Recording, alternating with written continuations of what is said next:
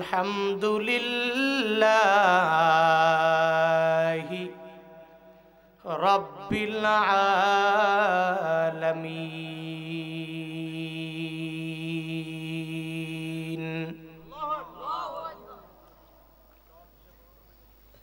सुब्हानक ला इल्म लना इल्ला मा अल्लमतना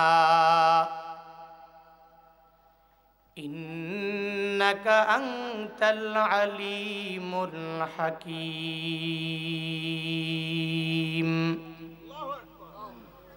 रब्बि शरह ली सदरी वयस्सिर ली अम्री वहलुल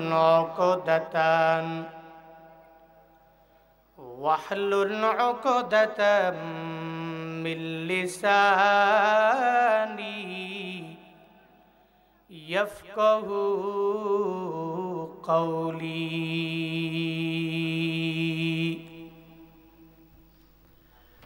रब्बी ज़िदनी इल्मा रब्बी ज़िदनी इल्मा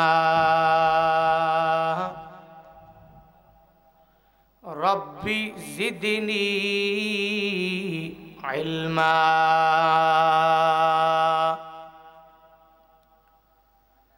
रब्बी यस्सिर वला तुअस्सिर वतम्मिम अलैना बिल खैर।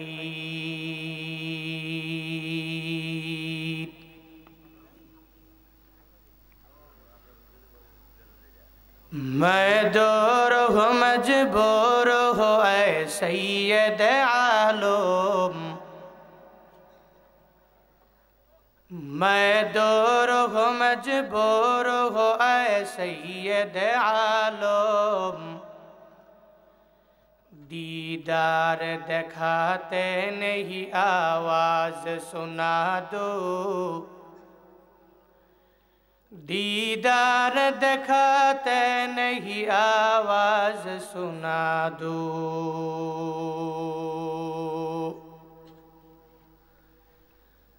मैं सूरत यूसुफ को नहीं चाहने वाला। मैं सूरत यूसुफ को नहीं चाहने वाला। मैं कैसे के मानंद नहीं आशिक लैला। मैं कैसे के मानंद नहीं आशिक लैला। मैं आशिक मौला हूँ मेरा इश्क दवाना। मैं आशिक मौला हूँ मेरा इश्क दवाना। ई जुमला जहाँ जिसके तजल्ली से उजाला। ई जुमला जहाँ जिसके तजल्ली से उजाला।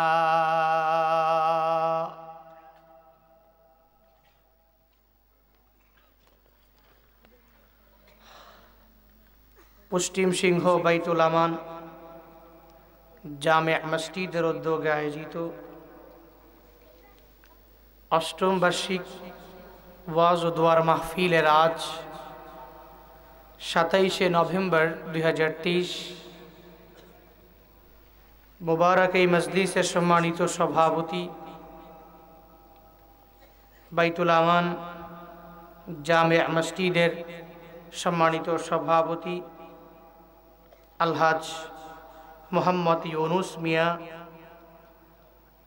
আজকের মাহফিলের সম্মানিত প্রধান অতিথি ৮ নং ভাড়েল্লা উত্তর ইউনিয়ন পরিষদের সম্মানিত চেয়ারম্যান, সুপ্রিম কোর্টের বিশিষ্ট আইনজীবী অ্যাডভোকেট ইস্কান্দার আলী ভুইয়া আমির সাহিব, আজকের মাহফিলের সম্মানিত বিশেষ অতিথি কংসনগর ইসলামিয়া আলিম মাদ্রাসার সম্মানিত সভাপতি মোহাম্মদ আনোয়ার হুসাইন সাহিব, আজকের এই মাহফিলে আমার পূর্বেই কোরআন এবং হাদিস থেকে দিক নির্দেশনামূলক বাণী আপনাদেরকে শুনিয়েছেন। সারা বাংলার আলোড়ন সৃষ্টিকারী একজন ওয়াইজ, বালুরঘাট জামে মসজিদ ডেমরা ঢাকায় সম্মানিত খতিব হযরত মাওলানা আলী আনসারী সাহিব দামাত বারাকাতুহুম। আজকের এই মাহফিলে কথা বলেছেন হযরত মাওলানা আবু ইউসুফ সাহিব, সহকারী অধ্যাপক কংসনগর আলিম মাদ্রাসা। কথা বলেছেন বাইতুল আমান জামে মসজিদের পেশ ইমাম হাফিজ মাওলানা আব্দুল হক সাহিব। কথা বলেছেন রুফাইয়াপাড়া বিহার মন্ডল ওয়াহাব মাস্টার বাড়ি জামে মসজিদের সম্মানিত খতিব হযরত মাওলানা আলী আকবর সাহিব দামাত বারাকাতুহুম। আজকের এই মাহফিলে স্পন্দন শিল্পী গোষ্ঠীর পরিচালক সুন্দর নাশিদ আপনাদেরকে উপহার দিয়েছেন। অনেকেই আজকের এই মাহফিলে কথা বলেছেন, অনেকেই মুবারক এই মজলিসের আয়োজনের ক্ষেত্রে পরিশ্রম করেছেন। টাকা পয়সা বুদ্ধি পরামর্শ, একটা মাহফিলের জন্য অনেক শ্রম দেওয়া লাগে। প্রত্যেকটা মাহফিল কমিটি যথেষ্ট পরিমাণ পেরেশানিতে থাকেন। একটা সুন্দর ওয়াজ মাহফিল মানুষকে উপহার দেওয়ার লক্ষ্যে ওনারা কি সফল হন, নাকি বক্তারা না আসে, নাকি আবার কোন দিক দিয়ে কি সমস্যা হয়ে যায়, এই চিন্তা নিয়ে একটা মাহফিল কমিটি প্রায় সপ্তাহখানে 2-3 সপ্তাহ আগে থেকেই এই মাহফিলগুলোর আয়োজন করেন। শুরুতেই আমাকে উচ্চ কণ্ঠে উচ্চ আওয়াজে জবাব দিবেন, মুবারক এই মজলিস পেয়ে আপনারা খুশি না বেজার? যারা খুশি বলেন নাই, আপনারা কি বেজার? সবাই একটু জোরে বলবেন, খুশি না বেজার? কম না বেশি? একজন মুমিনে কামেল যখন এই ওয়াজ মাহফিলগুলো পায় তখন সে অনেক খুশি হয়। কারণ হলো ও জানে অন্তত পক্ষে এই ওয়াজ মাহফিলে 2 ঘন্টা সময় বসে থাকলে আমি দুনিয়াবি যত গুনাহ আছে এই গুনাহ থেকে নিজেকে বিরত রাখতে পারবো। আমার আর কিছু হয় নাই, শুধুমাত্র যদি আমি এই ওয়াজে এই মাহফিলে 2 ঘন্টা যাবত বসে থাকতে পারি তো গুনাহ মুক্ত কিছু সময় আমার গঠিত হবে। এজন্য যারা মুমিন, আল্লাহর বিন্দু মাত্র পরিমাণ ভয় যাদের অন্তরে আছে, আখিরাতের ফিকির চিন্তা যাদের অন্তরের মাঝে বিন্দু থেকে বিন্দু মাত্র পরিমাণ আছে, এরা কশিন কালেও এই ওয়াজ মাহফিলের বিরোধিতা করতে পারে না। আর এরা এই মাহফিল পেলে খুশি হয়। যদি নিজে টাকাও দিতে না পারে, অন্তত পক্ষে আল্লাহ পাক একটা আকল দিয়েছেন, এই বিবেক দিয়ে মানুষকে বিভিন্ন পরামর্শ দিতে পারে। কিন্তু সমাজে কিছু ব্যক্তি আছে দেখবেন, এরা এই ওয়াজ মাহফিল দেখে খুশি না, এরা বড় বেজার।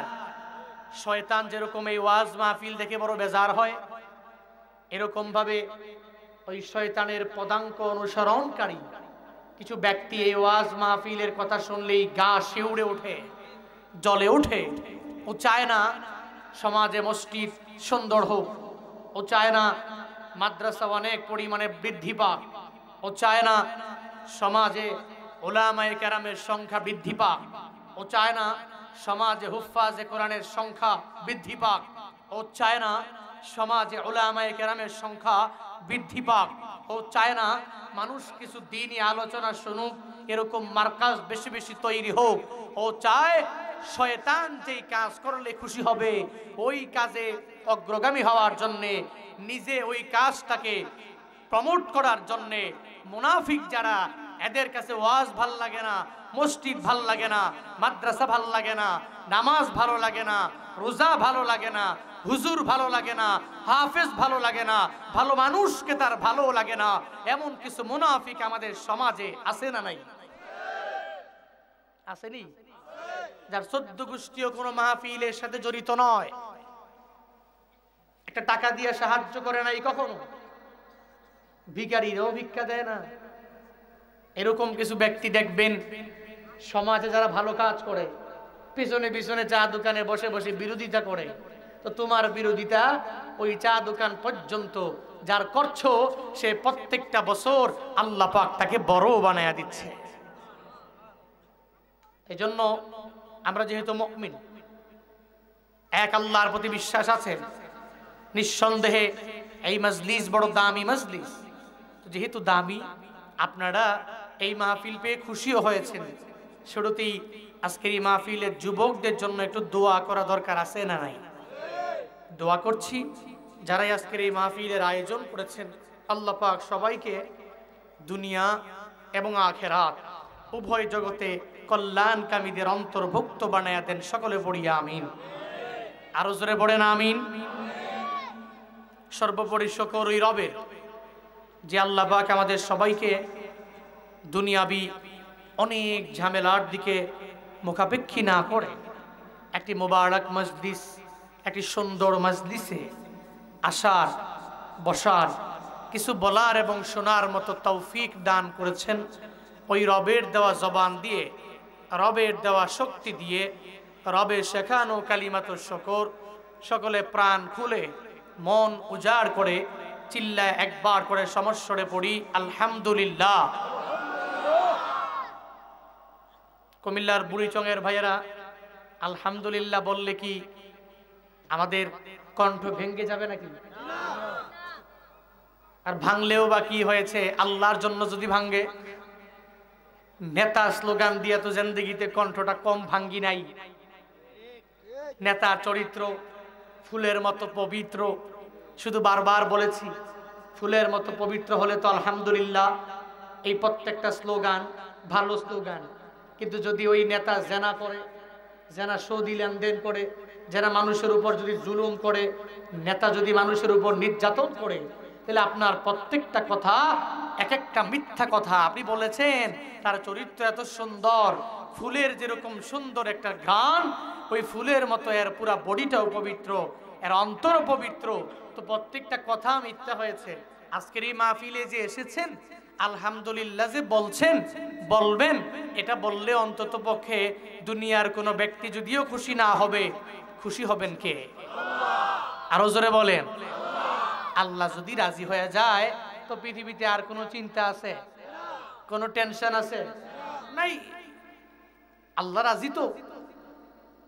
কোম্পানির একজন এমডি, ম্যানেজিং ডিরেক্টর, উনি যদি বলে, এই জেনারেল ম্যানেজার আসো, সবাইকে ডেকে আনছে, অফিসে একটা মিটিং ডেকেছে, যদি ওই সময় বলে, এই যে ব্যক্তিটাকে দেখতেছো, আঙ্গুলের ইশারা দিয়া বলে এই লোকটা হলো আমার লোক, একটা বার যদি ওই কোম্পানির মালিকের জবান দিয়ে বের হয় এই লোকটা আমার, বলেন তো এই পুরা কোম্পানিতে ওই লোকের পাওয়ার কি পরিমাণ? কেউ তারে মারবে, আঘাত করবে, বস ডাইকা কুলাইবে না।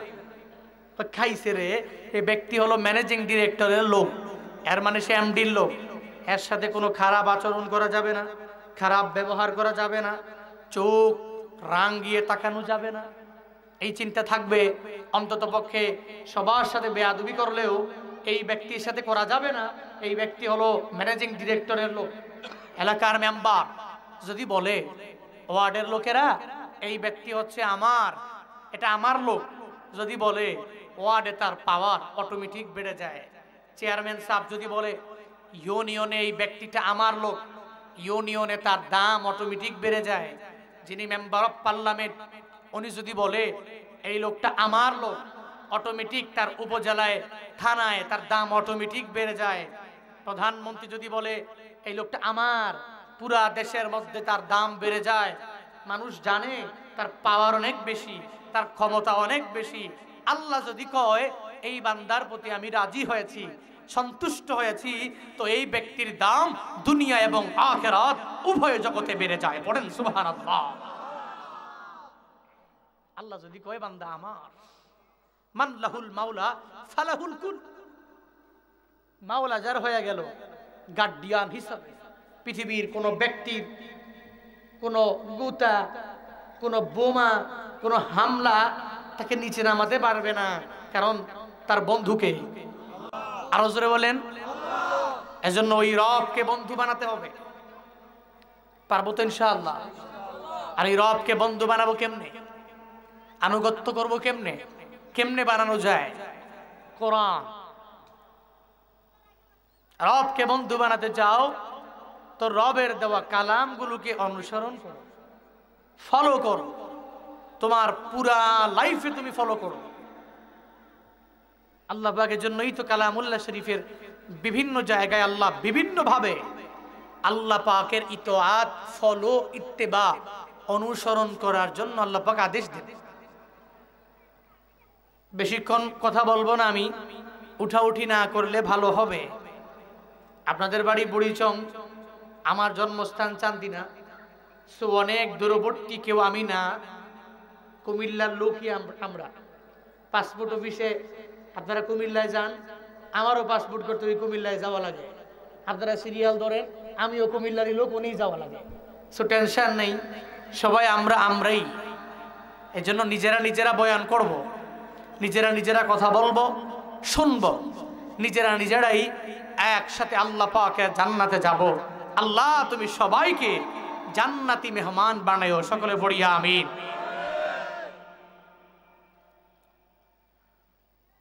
কুল আতিউল্লাহ ওয়ার রাসূল ফাইন তাওয়াল্লাউ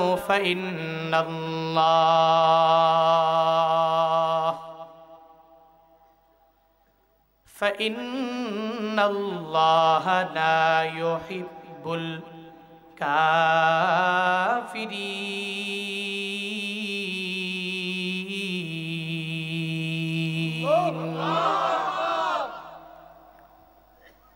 আল্লাহ বলেন, মানুষ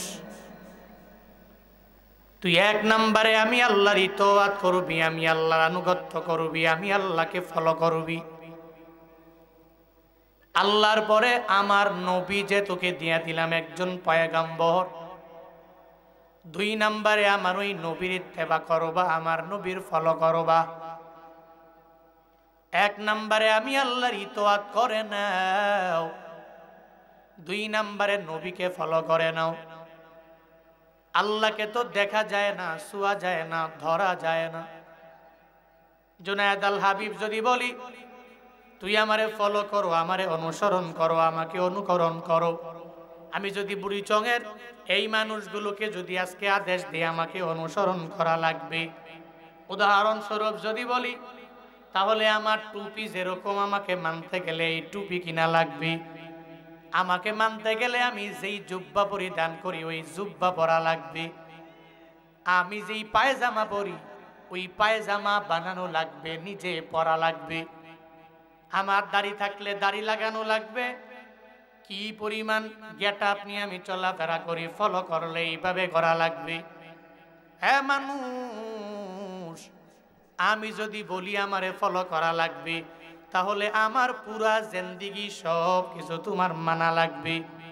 মেম্বার যদি বলে আমার ওয়ার্ডের লোকেরা আমাকে মানা লাগবে, তাহলে ওয়ার্ডের প্রত্যেকটা লোক মেম্বারের মতো চলা লাগবে, মেম্বারে ফলো করে করে চলা লাগবে। যুবকেরা দেখবেন যখন ফুটবল বিশ্বকাপটা যখন চলে আসে তখন তো ফুটবলের প্রতি এত পরিমাণ মনোযোগ বেড়ে যায়। মেসি যেভাবে কাটিং দেয় ওইভাবে কাটিং দেওয়ার জন্য সেলুনে দৌড়ায়। নেইমার যেভাবে চুলের একটা কাটিং দিয়ে দিল ওই কাটিং দেওয়ার জন্য সেলুনে দৌড়ায়। এমবাপ্পি যেভাবে চুলের কাটিং দেয় ওই কাটিং এর জন্য দৌড়ায়, আর বন্ধু বান্ধবের কাছে যায় বলে হে বন্ধুরা আমার চুলের এত সুন্দর কাটিং আমি দিলাম, কার মতো দিয়েছি জানুনি? মেসির মতো দিয়েছি। মেসিকে ফলো করার কারণে আমি কাটিং দিলাম, নেইমাররে ফলো করার কারণে আমি কাটিং দিলাম, এমবাপ্পিকে ফলো করার কারণে আমি কাটিং দিয়ে দিলাম। এক কথায় বোঝা গেল কাউকে যদি আমি ফলো করি, অনুসরণ করি, যদি আমি কাউকে অনুকরণ করি, তাহলে যে দেখতে যেমন সে দেখতে যেমন তাকে এভাবেই মানা লাগবে। তার চুলের মতো চুল বানানো লাগবে, তার হাতের মতো হাত বানানো লাগবে, তার একটা গেঞ্জির মতো আমার গেঞ্জি ওয়াটার দিয়া বানানো লাগবে।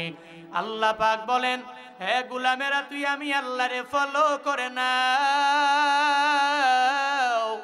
আমি আল্লাহকে যদি ফলো করো,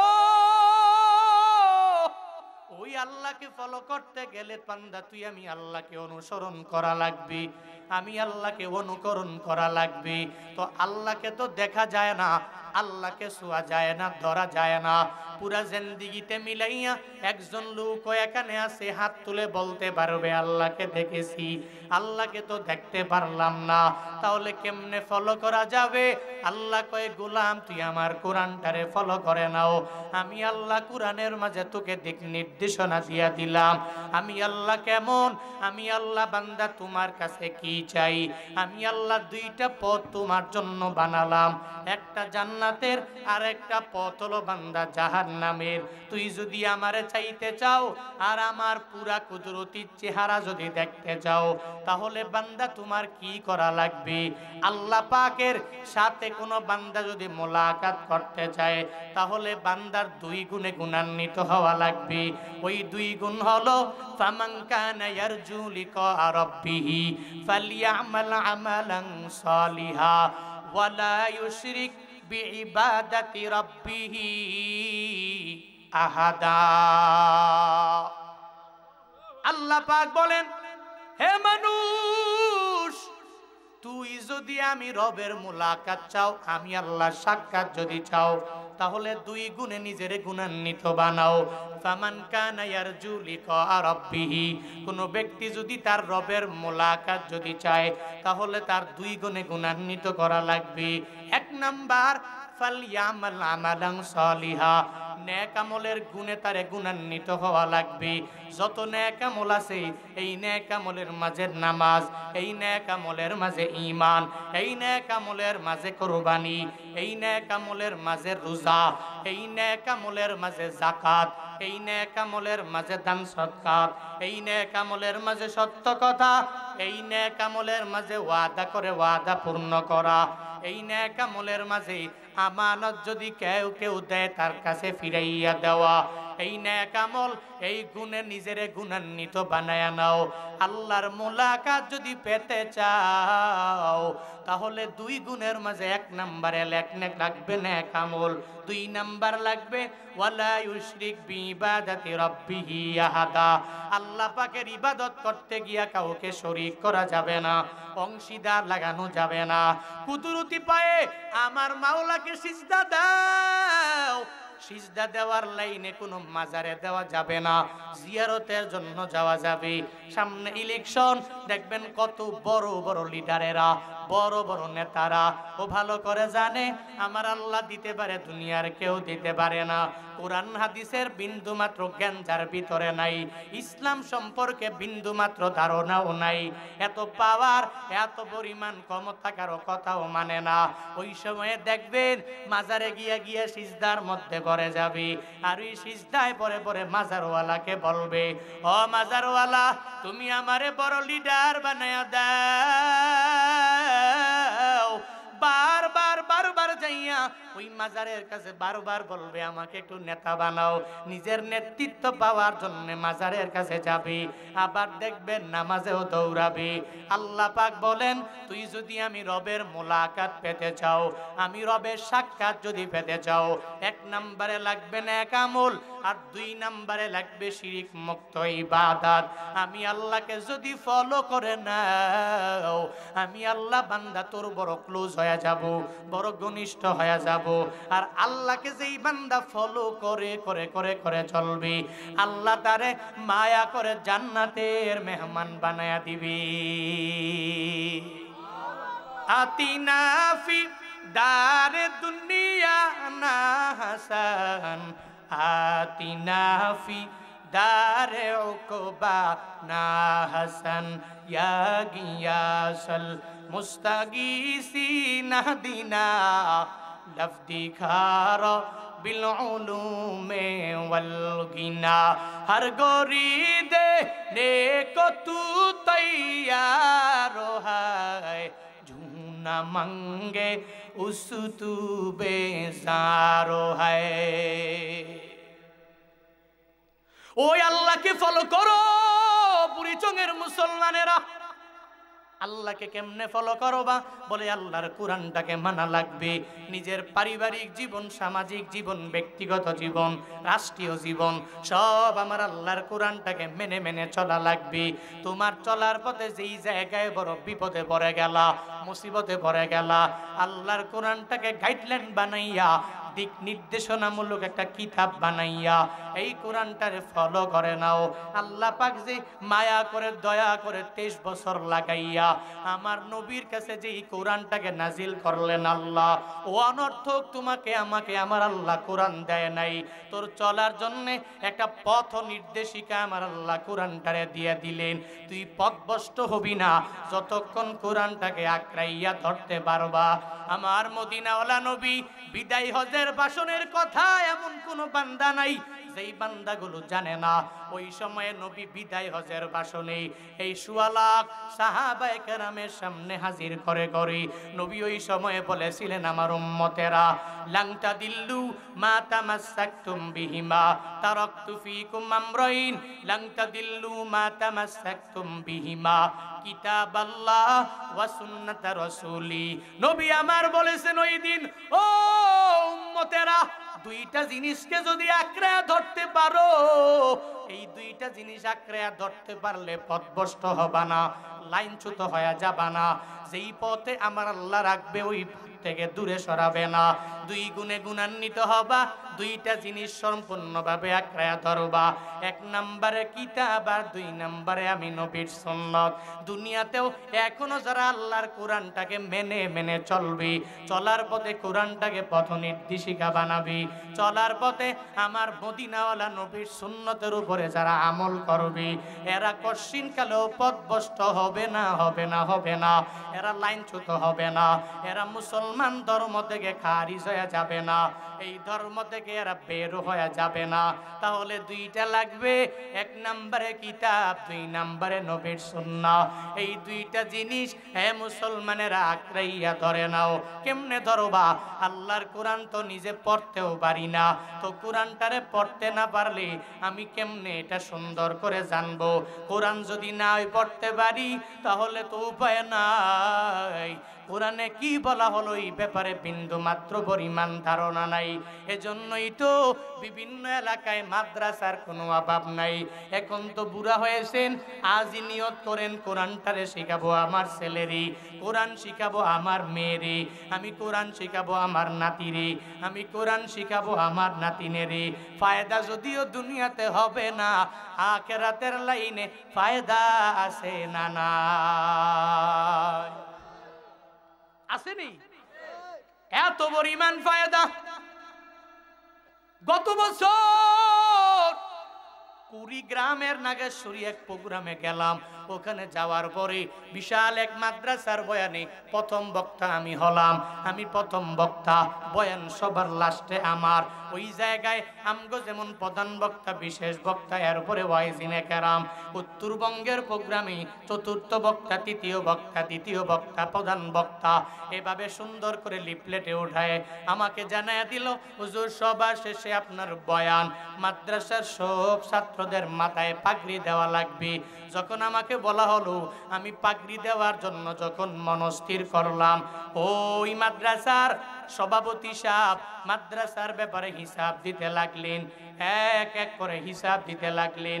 মাদ্রাসায় সব হিসাব দেওয়ার পরে যখন আমাকে উদ্দেশ্য করে কিছু কথা বলার জন্য মনস্থির করলেন, তিনি বলতে লাগলেন, হুজুর একটু পরে আপনি 6 জন ছাত্রের মাথায় পাগড়ি দিয়ে দিবেন। এর মাঝে 5 জন আছে যাদের মা আছে বাবা আছে, লাস্ট নাম্বার যেই ছেলে তার মা নাই, আমি তার বাবা। যখন তার মাথার মধ্যে পাগড়ি ঘুরাবেন একটু দোয়া দিয়ে দিবেন, একটু তার মাথায় হাত বুলাইয়া তার মায়ের জন্য তার জন্য দোয়া করে দিবেন। সে যখন দুনিয়া এসেছি, ওই দুনিয়া আসার করে তার মা নাই, মা হারাইতি। আমি এই ছেলেটারে বড় মায়া করে মাদ্রাসায় পড়াইছি, মাদ্রাসায় পড়াইয়া তারে মাদ্রাসা থেকে হাফেজ বানাইছি। আপনি তার মাথার মধ্যে একটু পাগড়ি দিয়া দিবেন গো হুজুর, আবার দিয়া তার জন্য দোয়া করে দিবেন। এই কথা বলে সাথে সাথে চোখ দিয়ে অটোমেটিক পানি ঝরতে লাগলো। আমি এক এক করে সবার মাথার মধ্যে পাগড়ি ঘুরাইতে লাগলাম। 5 জনের মাথায় পাগড়ি দিয়েছি, এদের মুখে হাসির অভাব নাই, কারণ এত বড় মুজমা, এত বড় বয়ানের মাঝে এদের মাথার মধ্যে প্রথম বক্তা যিনি, এত দূর থেকে এসে পাগড়ি ঘুরায়, এদের মনটা অনেক বড় হয়ে গেল। 30 পারা কোরআন এদের সিনার মধ্যে ঢুকাইছে, এজন্য নিজেরে অনেক পরিমাণ গর্বিত মনে করে। এটা মনে করে করে চোখের পানি ফালায় না, বরং মুখের মধ্যে হাসি দেখা যায়, পুরা চেহারার মধ্যে একটা হাসি হাসি ভাব একটা দেখা যায়। একদম লাস্ট যেই ছেলেটার মাথায় আমি পাগড়ি দিয়ে দিব, আমি তাকায়া দেখি তার চোখেও হাসি নাই, তার মুখের মধ্যেও হাসি নাই। আমি ওই ছেলেরে বললাম, ও ছেলেরে তোর মুখে কেন হাসি নাই? এটা বলতে দেরি তার চোখে দেখি আমি পানি। ওই সময় সে আমাকে বলতে লাগলো, হুজুর আমি আমার সারা দিন লাগাইয়া আমার পুরা বডির মধ্যে চেহারার মধ্যে হাসির ভাব আনতে পারি নাই, কারণ আমি জানি এই পাগড়ি নিয়ে যখন আমি আমার বাড়ি চলে যাব, আমার বাড়ি যাওয়ার পরে আমার মা নাই, আমার মা থাকলে মায়ের কাছ থেকে দোয়া নিতাম, ওই মা আমারে আমার পাগড়ি ধরে ধরে আমার কপালের মধ্যে চুমু খেয়ে নিত। আমি বাড়ি যাওয়ার পরে আমার মা আমায় বলতো, সন্তান ওই মায়ের বুকে নিয়ে নিয়ে নিয়ে নিয়ে আমাকে কি সুন্দর করে আমার মা আদর করে দিত। আজকে কপাল এত খারাপ, আমার মাটা দুনিয়ার মাঝে নাই, যার কারণে আমি মায়ের দোয়া নিয়েও যাইতে পারবো না, চলতে পারবো না। এজন্য হুজুর চোখের পানি ধরে রাখতে পারি না। যতই চেষ্টা করেছি আমি আমার চোখে মুখে হাসির কোনো ভাব পাই নাই, আনতেও পারি নাই। এই সন্তানের জন্য, মায়ের জন্য আমি সন্তান হইয়া বারবার বারবার আমার মায়ের কথা মনে পড়ে যায়। কেন মনে পড়বে না? আজকে বৃদ্ধ হয়ে যাওয়ার পরেও যখন মা দুনিয়া থেকে চলে যায়, দেখবেন কোনো কাজের মধ্যে ভালো করে মন বসে না, মায়ের আওয়াজ পাওয়া যায় না। ওই মায়ের জন্য চোখের পানি ফালাইয়া ওয়াজে গেলে কান্না করে, মাহফিলে গেলে কান্না করে, মসজিদে হুজুর যখন মায়ের ব্যাপারে দোয়া করে চোখের পানি ফালাইয়া ফালাইয়া কান্না করে। কেন জানে? মায়ের মতো না আপন দুনিয়াতে আর কেউ নাই। ওই মা যেই পরিমাণ কষ্ট সন্তানের জন্য করেছে, কষ্টিন কালেও ওই মায়ের অবদানটা ভোলা যাবে না রে বান্দারা। এ যুবক, কত পরিমাণ অন্যায় করে তুই হয়েছো, এত পরিমাণ জালেম তুই হয়ে গেছো। ওই মা এত পরিমাণ কষ্ট নিয়ে নিয়ে নিয়ে নিয়ে তোরে বড় করে, আজকে একটু বড় হয়ে যাওয়ার পরে যখন একটা সুন্দরী রমণী ঘরে চলে আসলো, ওই বউয়ের মায়া তুই ছাড়তে পারো না। তবে বউকে মহব্বত করো, মাকে ধমক দিয়া তাড়াইয়া দেওয়ার মাধ্যমে না। মনে রাখবি যুবকেরা, যেদিন মা দুনিয়া থেকে বিদায় হয়ে যাবে, নিঃস্বার্থ একটা ভালোবাসার মানুষ তুমি দুনিয়া থেকে হারাইয়া ফেললা। বউ তোমারে মহব্বত করে, স্বার্থের জন্য বড় মহব্বত করে। তোমার সন্তানেরা তোমাকে বড় বড় মহব্বত করে, তোমাকে স্বার্থের জন্যই তো করে। তোমার বন্ধু বান্ধবীরা তোমাকে মন প্রাণ দিয়ে অনেক পরিমাণ মহব্বত করে, স্বার্থের জন্যই করে। কিন্তু পৃথিবীতে যারা তোমারে স্বার্থহীন ভালোবাসে, তারাই হলো মা বাবা, ঠিক না? এদের স্বার্থ নাই। এরা এত পরিমাণ ভালোবাসে, যদি স্বার্থই থাকতো তাহলে জমিনে আসার পরে তোকে দুধ পান করাইতো না। স্বার্থই থাকলে পশ্চিম কালেও তোরে বলতো না তুই বাড়ি করার আগে আমাকে দুধের টাকা দাও, আমি যে কষ্ট করছি 10টি মাস ধরে গর্বে নিছি, আগে আমার দুধের টাকা দাও, এরপরে যা মন চায় তাই করো। এটা বলতো। মা এত পরিমাণ কষ্ট সন্তানের জন্য করে কি করে না? করেনি। জীবনের মূল কষ্ট মায়ের প্রসব বেদনা,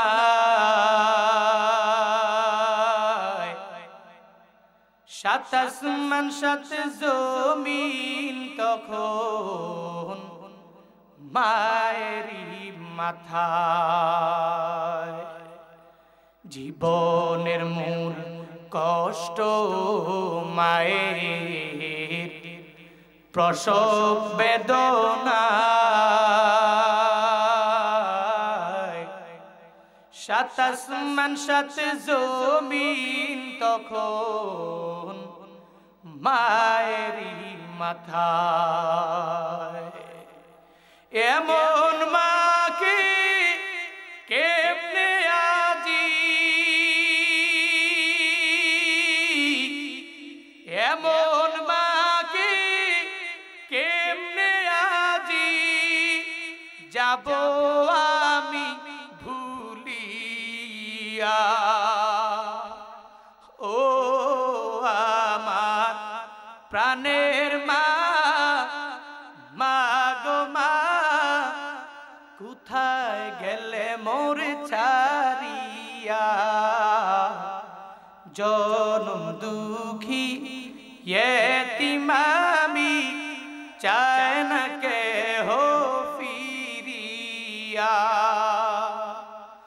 ও আমার প্রাণের মা, মা গো মা, কোথায় গেলে মোর ছাড়িয়া। জনম দুঃখী এতিম আমি, চায় না কেহ ফিরিয়া। আমি যখন ছিলাম আমার মায়ের উদরে, চলাফেরা করতেন যে মায় কত কষ্ট করে।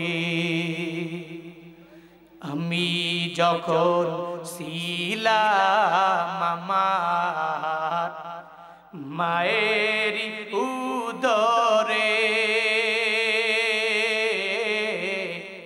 চলাফেরা করতেন যে মায় কত কষ্ট করে। আমার সুন্দর মুখ দেখে মায়ের, আমার সুন্দর মুখ দেখে মায়ের ব্যথা যায় দেয় হাসায়া। ও আমার প্রাণের মা, মা গো মা, কোথায় গেলে মোর ছাড়িয়া। জনম দুঃখী এতিম আমি, চায় না কেহ ফিরিয়া। জনম দুঃখী এতিম আমি, চায় না কেহ ফিরিয়া। খারাপ লাগছিল নাকি? ঢোল লাগবে, লাগবে নাকি? একতারা লাগবে, হারমোনিয়াম লাগবে। মায়েরা কষ্ট কম করে না বেশি করে? হ্যাঁ, ছোট্ট বাচ্চাটার আমি জিগাই, তুমি ছোট মানুষ, আজকে 30 পারা কোরআন তোমার সিনায়, তো তুমি চোখের পানি ফেলে এসে কান্দো কেন? আজকে তো সুন্দর একটা দিন তোমার জন্য, এই সুন্দর দিনে তুমি উদযাপন করবে দিন 30 পারা কোরআন সিনায় ঢুকাইছো, তুমি গর্বিত, নিজেকে প্রাউড ফিল মনে করার কথা, গর্বিত মনে করার কথা। কিন্তু কেন তুমি চোখের পানি ফেলায় কান্না করো? ও কান্দে আর কয়, হুজুর আমার তো মা নাই, আমি পাগড়ি নিয়ে বাড়ি যখন যাব, আমার মা থাকলে আমার বুকে নিত, আমার কপালে একটা চুমু দিয়ে দিত, কিন্তু নাই তো। তো এই মায়ের জন্য সারাটা দিন চেষ্টা করেছি নিজের মুখ দিয়ে একটু হাসি আনার জন্য, পারি না। ও আমার কাছে বলতে লাগলো, হুজুর আপনি যখন বয়ান যখন শেষ হয়ে যাবে, বয়ানের পরে যাওয়ার পথে আমার মায়ের মাকবারায় একটু যাবেন, ওই মায়ের মাকবারায় দাঁড়াইয়া আমার মায়ের জন্য একটু দোয়া করে দিবেন। আমিও আমার মায়ের জন্য নিজে দোয়া করব।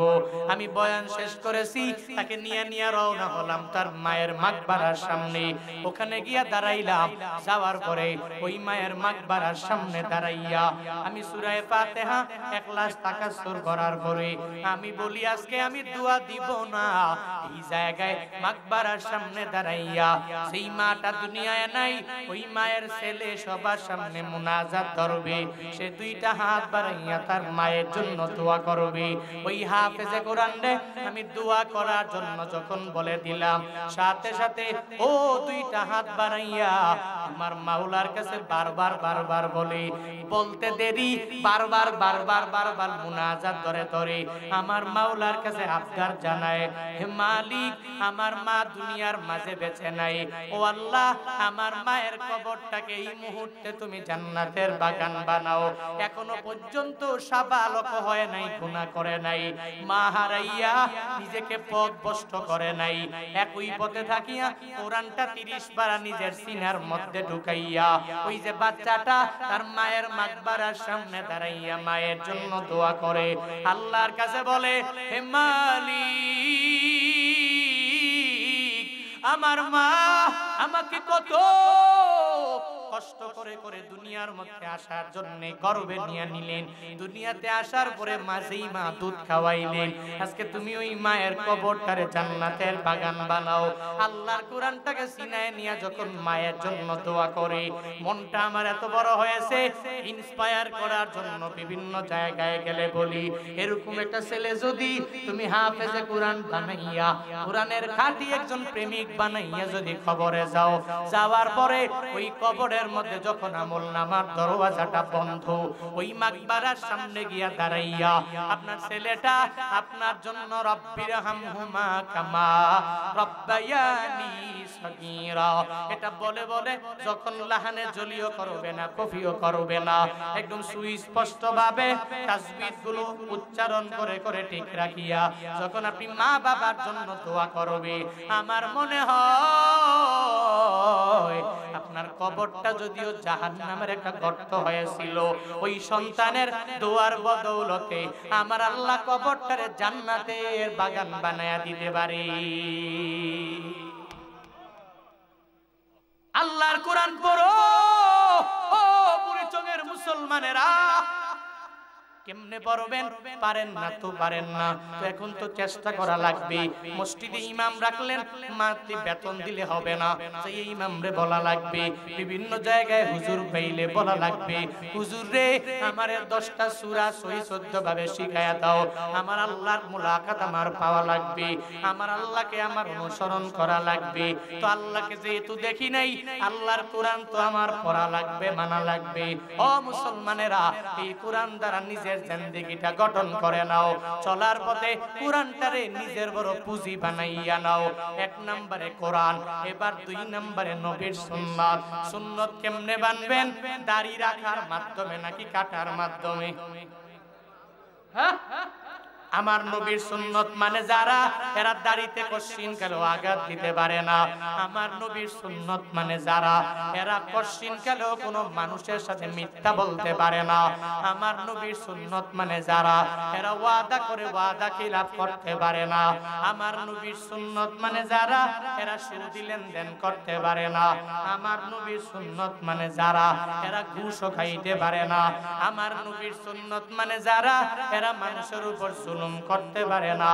ওই নবীর সুন্নত মানে যারা, এরা কশিন কালেও নির্যাতন করতে পারে না, এরা নিজের অহংকারী মনে করতে পারে না, হিংসা করে করে চলাফেরা করতে পারে না, গীবত করতে পারে না, কোন মানুষের গালিগালাজ করতে পারে না। হে মানুষেরা আমাকে জবাব দাও, নবী নবীর জিন্দেগিতে কাউরে গালি দিছে নাকি? দিছেনি? আমার নবীর কত বড় শত্রু আবু জাহাল, উতবা সাহেব, মুগীরা, এরা এত পরিমাণ আঘাত আমার নবীরে দিয়ে দিল, এরপরেও পুরো জিন্দেগিতে নবী এদের গালি দেয় নাই, এদের মা বাবার নাম তুলিয়া। কিন্তু মুসলমানেরা আজকে নবীর আশিক নিজেকে দাবি করো, আমার নবীর প্রেমিক নিজেকে বানানোর লক্ষ্যে আজও তুই গালি ছাড়তে পারো নাই। একটু কথা কাটাকাটি হলেই জবান দিয়ে শুধু গালিগালাজ গালিগালাজ গালিগালাজ। হ্যাঁ মানুষেরা, মুসলমান দূরের কথা, কোনো হিন্দুরেও গালি দেওয়া যাবে না, কোনো খ্রিস্টানের গালি দেওয়া যাবে না, অন্য ধর্ম অবলম্বী যারা, এদেরকে গালি দেওয়া যাবে না। হ্যাঁ যুবকেরা, একটু কথায় কাটাকাটি হলে এত যে গালি দাও, তুই ফুটবল খেলো, ক্রিকেট খেলার জন্য যখন মাঠে নেমে যাও, এখন নেমে নেমে একটু কথায় কাটাকাটি হয়ে গেল, এত পরিমাণ মায়ের নিয়া বাবারে নিয়া গালিগালাজ। না রে বাবা, এই গালিগালাজ করা যাবে না। আমার নবীর সুন্নতের মাঝে গালি নাই, গালি দেওয়া যাবে না। নবীকে যারা ইত্তেবা করে এরা গালি দিতে পারে না, নবীকে যারা ইত্তেবা করতে চায় এরা সুদি লেনদেন করতে পারে না। কিন্তু কপাল বড় খারাপ, আমগো ভাইয়েরা নবীরে ভালোবাসে ভালোবাসে ভালোবাসি, কিন্তু এক বছর পরে পরে হঠাৎ করে নবীর প্রেমে আত্মহারা হয়ে যায়। পুরা বছরটা চলে গেল, ওই নবীর সুন্নত অনুযায়ী নিজের জিন্দেগিটা গঠন করতে পারে নাই, চলার পথে দাড়িটাকেও লম্বা করতে পারে নাই। 5 বেলার নামাজ সুন্নতে মুআক্কাদা, ওই 5 বেলার নামাজটা আদায় করতে পারে না। এরকম কপাল পোড়া নামধারী আমার নবীর প্রেমিক সমাজে আছে না? না, উপর দিয়া ফিটফাট, ভিতরে হ্যাঁ আসেনি? উপর দিয়া দেখতে মনে হয় দেখতে নারী, তার চলন বাঁকা, দেখতে উপর দিয়া ফিটফাট, ভিতরে ভিতরে সুদি লেনদেন করে।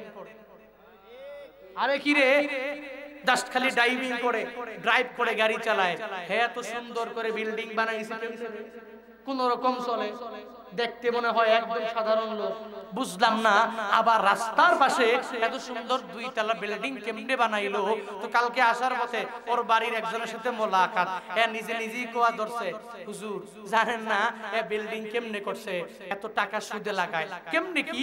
বলে এই যে বড় বাজারের মধ্যে এক ব্যবসায়ী বিপদে পড়ছে, দিছে 5 লাখ, প্রতি মাসে দেয় 1,10,000, তো 5,50,000। তো কেমনে কি হুজুর এত বড় লোক হবে? অটোমেটিক এর বাড়িতে বিল্ডিং উঠবে 3টা 4টা 5টা 6টা, কিন্তু খবর নিয়ে দেখেন ওই বাড়িতে বিন্দু মাত্র পরিমাণ বরকত নাই, ছেলে মেয়ের অসুস্থতা ছাড়েই না, ঠিক কি না? বরকত নাই। এই লেনদেন করে এই টাকা দিয়া পরিবারে শান্তি আসবে না, ছেলে মানুষের মতো মানুষ হবে। সাবধান ভাইরা, নবীর সুন্নতের মধ্যে সুদি লেনদেন নাই। তুমিও নবীর সুন্নত যদি মানতে চাও, নবীকে যদি ইত্তেবা করতে চাও, আমার নবীকে যদি অনুসরণ করতে চাও, ওই নবীরে যদি অনুকরণীয় আদর্শ বানাইতে চাও, তাহলে কশিন কালেও তুমিও সুদি লেনদেন করতে পারবা না, তুমিও ঘুষের ধারে কাছেও যেতে পারবা না। হে বান্দারা, নিজের নিজের এমন ভাবে পরিশুদ্ধি বানায়া নাও, ওই নবীর জামানার আবু বকরের মতো, ওই নবীর জামানার ওমরের রাদিয়াল্লাহু আনহুর মতো, নবীর জামানার ওসমান রাদিয়াল্লাহু আনহুর মতো, আলী রাদিয়াল্লাহু আনহুর মতো। এরা নবীর প্রত্যেকটা হাদিসের এমন ভাবে এরা মানলেন, কিছু মানলেন কিছু মানলেন না, এমনটা না। নবীর সব হাদিসগুলো এরা মেনে মেনে চলে, আমার নবীর সব সুন্নাতগুলো এরা মেনে মেনে মেনে কি পরিমাণ চলে। আবু বকর রাদিয়াল্লাহু আনহু একদিন ক্ষুধার্ত হয়ে গেলেন, তার একজন খাদেম আছে, দৌড়াইয়া আইসা একটু খাবার যখন তার সামনে দিয়া দিলেন, আবু বকর রাদিয়াল্লাহু আনহু জিজ্ঞাসা করে না, হে খাদেম খাবার তুমি কোত্থেকে এনেছো একটা বারের জন্য জিজ্ঞাসাও করে নাই। না জিজ্ঞাসা করে সাথে সাথে খাবারটাকে মুখের মধ্যে দিয়ে দিলেন। খাবারটা পেটের পর্যন্ত চলে গেল, খেয়ে ফেললো। এবার খাদেম বলে, ও আবু বকর, প্রতিদিন যখন খাবার আমি আইনা দিলাম তুমি আমারে জিগাইলা খাবার কোত্থেকে আনলা, আগে একটু বলো এই খাবার হালাল নাকি হারাম আমাকে আগে জানাও। কিন্তু আজকে কি এমন হয়ে গেল আপনি আমাকে একবারের জন্য জিজ্ঞাসা করেন নাই এই খাবারটা হালাল না হারাম? আজকে কি পেটের মধ্যে এত পরিমাণ ক্ষুধা? আবু বকর বলে, রে খাদেম, আমার পেটের মধ্যে বেশি ক্ষুধা হওয়ার কারণে আমি তোমারে জিজ্ঞাসা করার সময়টাও পাই নাই, আমি এই খাবারগুলো আমার পেটের মধ্যে ঢুকাইয়া দিলাম। আবু বকর রাদিয়াল্লাহু আনহু বলে, হে খাদেম, তুই আমারে জানাও এই খাবার তুই কোত্থেকে এনেছো, আমাকে আগে একটু জানাও না, কোত্থেকে আনলা এবার বলো না। খাদেম রে বলার পরে খাদেম বলে, ও নবীর সাহাবী শুনে নাও, আমি খাবার কোত্থেকে এনেছি জানুনি? জাহিলিয়াতের যুগে আমি এক সম্প্রদায়ের পাশে দিয়ে রওনা হয়েছিলাম, এরা বড় একটা বিপদের মধ্যে পড়ে গেল। তারা যেই বিপদে পড়েছে ওই বিপদ থেকে আমি এদেরকে বাঁচাইয়া দিতে পারি। আমাকে ডেকে ডেকে এদের সম্প্রদায়ের কাছে এরা নিয়ে গেল। আমাকে বলার পরে এদের বড় বিপদ থেকে আমি বাঁচাইয়া দিলাম, বড় মুসিবত থেকে আমি বাঁচাইয়া দিলাম। এই কারণে ওরা ওই সময় আমারে কোনো পুরস্কার দিতে পারে নাই, কোনো প্রতিদান আমাকে দিতে পারে নাই। আজকে আমি আবার ওই এলাকা দিয়া এদের সম্প্রদায়ের পাশে দিয়া গমন করছিলাম, আমি তাকায়া দেখি এদের বাড়ির মধ্যে একজনের বিয়া।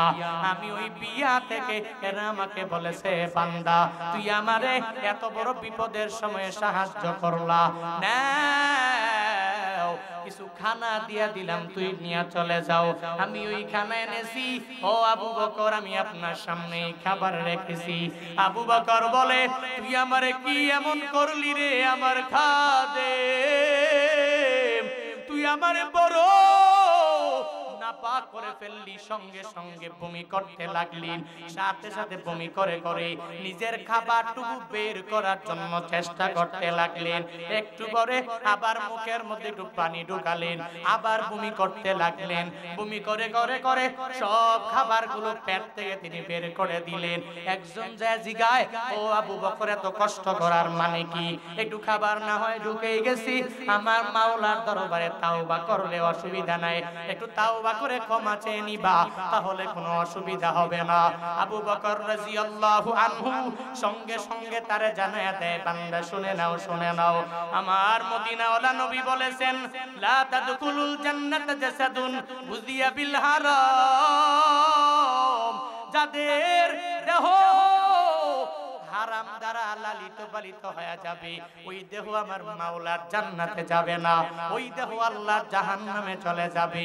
আমি আবু বকর যদিও আমার নবীর পক্ষ থেকে জান্নাত সার্টিফিকেট পেয়েছি, কিন্তু যে কোনো সময় আমার মাওলা চাইলেই আমার কাছ থেকে তা উইথড্র করে নিয়ে যেতে পারে, আমার কাছ থেকে আমার আল্লাহ ছিনাইয়া নিয়ে যেতে পারে। রে বান্দা, তুমি আমারে বলো আমি বমি করার মাধ্যমে কেন খাবারটাকে বের করলাম?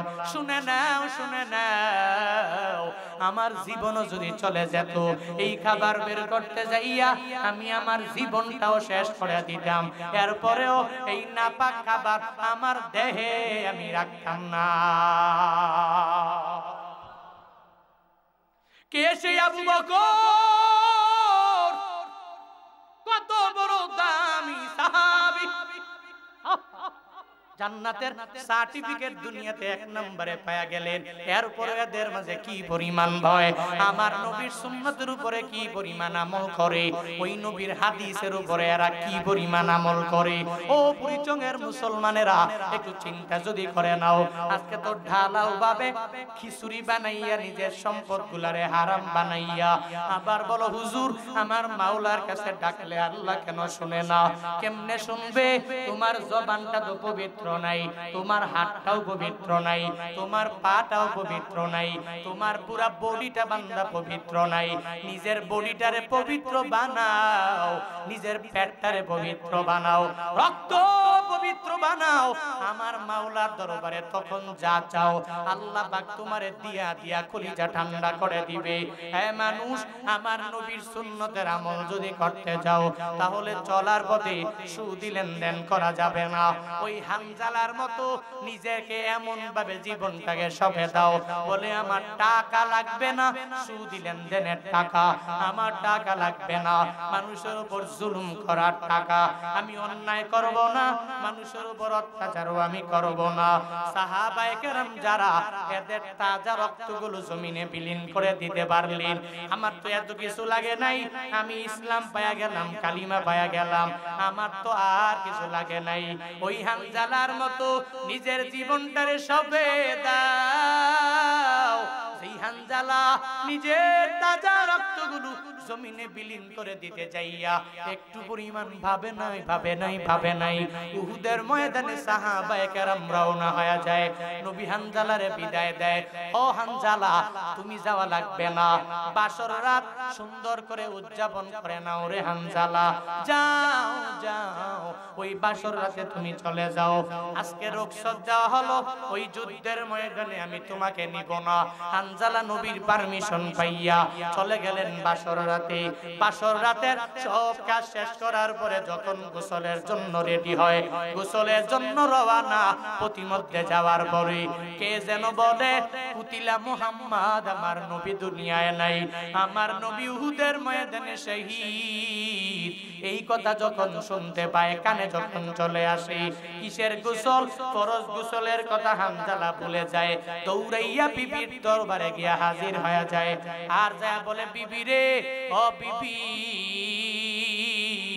কার জন্য আমি গোসল করব, আমায় তরবারি দাও, তরবারি নিয়ে যুদ্ধে যাওয়া লাগবে। বিবি ডেকে বলে, ও স্বামী আমার হানজালা,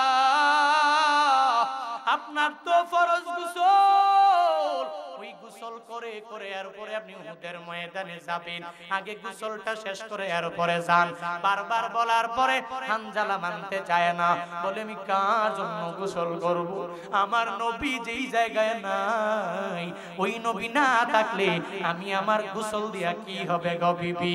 ও বিবি আমার, তোমার অন্তরে কি আমার নবীর প্রতি প্রেম নাই? ওই নবীর প্রতি বিন্দু মাত্র পরিমাণ ভালোবাসা কি তোমার মাঝে নাই? দাও দাও, তরবারিটা আমার হাতে দিয়া দাও। বিবির কাছ থেকে তরবারি লইয়া উহুদের ময়দানে চলে গেলেন। ওখানে যাইয়া নবীর প্রেমে প্রেমিক হইয়া যত কাফের বেঈমানেরা এদের সাথে যুদ্ধে লিপ্ত হয়ে যায়। হানজালা ওই জায়গায় নিজের তাজা রক্তগুলো বিলীন করে দিয়া একটু পরে শহীদ নিজেও হয়ে যায়। ইন্না লিল্লাহি ওয়া ইন্না ইলাইহি রাজিউন ওয়ালা তাকুলু লিমান ইয়ুকতালু ফি সাবিলিল্লাহি আমওয়াত বাল্লাহিয়া, এরা মরে না এরা জীবিত, এরা দুনিয়া থেকে বিদায় হয়েছে, এর মানে আমার মাওলার জান্নাত এদের জন্য রেডি। উহুদের ময়দানে যুদ্ধ শেষ হওয়ার পরে নবী সাহাবায়ে কেরাম যারা এদেরকে উদ্দেশ্য করে করে বলতে লাগলেন, ও সাহাবায়ে কেরামরা যাও উহুদের ময়দানে যাও, আর যাইয়া যারা যারা দুনিয়া থেকে বিদায় নিয়ে চলে গেল আমার ওই সাহাবায়ে কেরামের লাশগুলো যেই জায়গায় আছে ওই লাশগুলোকে একসঙ্গে তোমরা করে নাও, এদের বিনা গোসলে দাফন দিয়া দাও। এর কারণ হলো শহীদ যারা হয়ে যায় এদের গোসল দেওয়া হয় না, এদের না গোসল দিয়া অটোমেটিক দাফন দিয়া দিয়ে দেওয়া হয় কবরে। কারণ হাসরের ময়দান যেদিন কায়েম হয়ে যাবে এই শহীদেরা আমার মাওলার দরবারে ওদিন দাঁড়াবে, কারো হাত নাই, কারো পা নাই, কারো বডিতে রক্তে ভরা। আল্লাহ পাক ওই দিন বলবে, ও আমার বান্দা, তোমার হাত গেল কই, তোমার পা গেল কই, তোমার বডিতে এত পরিমাণ রক্ত কেন? ওই দিন সুহাদারা বলবে, আল্লাহ আপনার ধর্ম দুনিয়াতে টিকাইয়া রাখতে যাইয়া আপনার নবীর প্রেম অন্তরের মধ্যে লইয়া এত পরিমাণ কষ্ট আমরা করেছি গো আল্লাহ, আমাদের হাত নাই, পা নাই, আমাদের পুরা বডিতে রক্ত ভরা। আল্লাহ পাক ওই দিন বলবে, ও সুহাদারা, তোমাদের জন্য আমি আল্লাহর জান্নাত রেডি, যাও যাও, বেলা হিসাবে আমি আল্লাহ জান্নাতে ঢুকে যাও। আল্লাহ পাক ওই দিন শুহাদায়ে কেরাম যারা এদের বিনা হিসাব জান্নাত দিয়া দিবে। নবী বলেন, ও সাহাবায়ে কেরামরা, এদেরকে বিনা গোসলে দাফন দিয়া দাও। বিনা গোসলে এদের দাফন হয়ে যাবে। সবাই লাশগুলো একসাথে করার পরে একটু পরে নবীর দরবারে এক মহিলা পর্দা সহকারে নবীর দরবারে হাজির হয়ে যায়। নবীকে এসে বলতে লাগলেন, ও পয়গম্বর, উহুদের ময়দানে আপনার সাহাবী হানজালা, এর মানে আমার স্বামী, যিনি ফরজ গোসলের ব্যাপারে কোনো প্রায়োরিটি দেয় নাই, প্রাধান্য দেয় নাই, নবী গো আপনার প্রেমে প্রেমিক হইয়া উহুদের ময়দানে চলে এসেছে। ও পয়গম্বর, ওই হানজালার একটু গোসল দিয়া দিবেন, এরপরে কবরের মধ্যে দিবেন, এরপরে দাফনের কার্যগুলো সম্পাদন করবেন। একে আগে আপনি গোসল দেওয়ার পরে কবরের মধ্যে এরপরে দাফন করবেন, কারণ ফরজ গোসল বাকি রেখে দাফন করা যায় না। নবী আমার বলেন, ও সাহাবায়ে কেরামরা, যাও যাও, হানজালার লাশ কোথায় পাওয়া যাবে? হানজালার লাশটা নিয়ে আসো না, আর ওই হানজালার লাশ গোসল দিয়া দিয়া এরপরে দাফন দাও। সাহাবায়ে কেরাম সব জায়গায় লাশগুলো খুঁজে, কিন্তু উহুদের ময়দান তন্ন তন্ন করে খোঁজার পরে হানজালার লাশ কোথাও পাওয়া যায় না। এরা পেরেশানি হয়ে গেলেন, কোথায় গেল হানজালার লাশ? কোথাও কেন হানজালার লাশ পাওয়া যায় না? ওই সময় আমার আল্লাহ কয়, জিবরাইল যাও,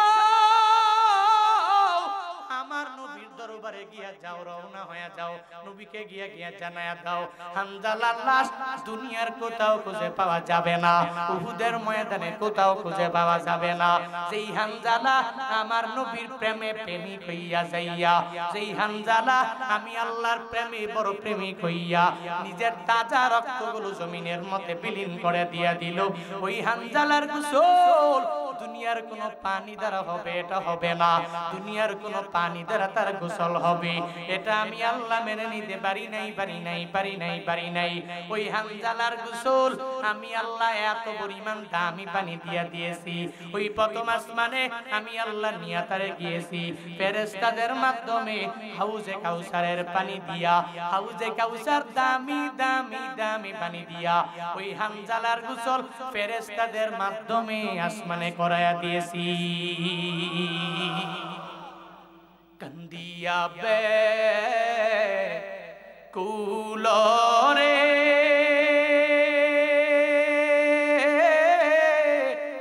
হানজালা শহীদ রে,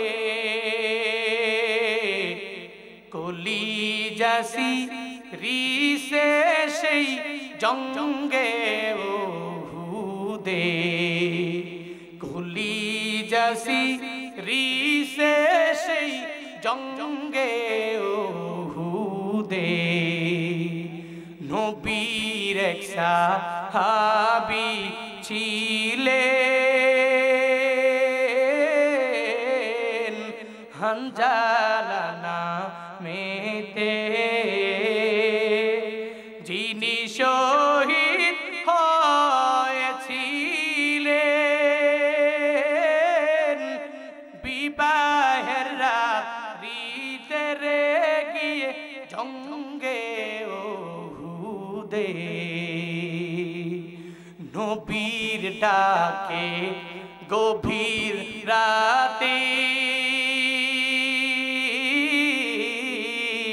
কহেন বিবির তরে,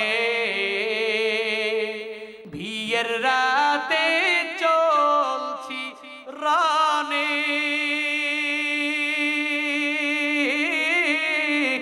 বিদায় দেওয়া মারে রে যাব জঙ্গে উহুদে, হাত তুলে স্ত্রী বলে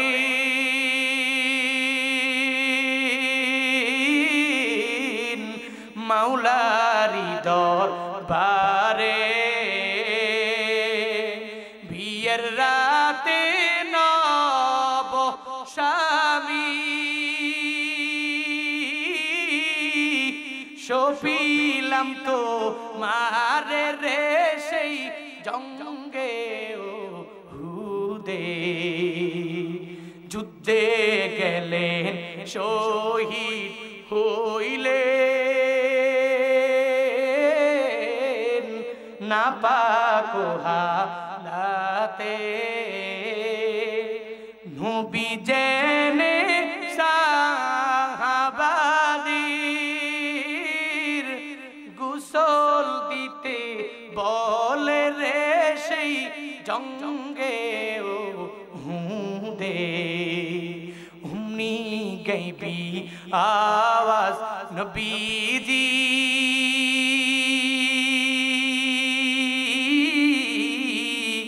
পাইলেন শুনিতে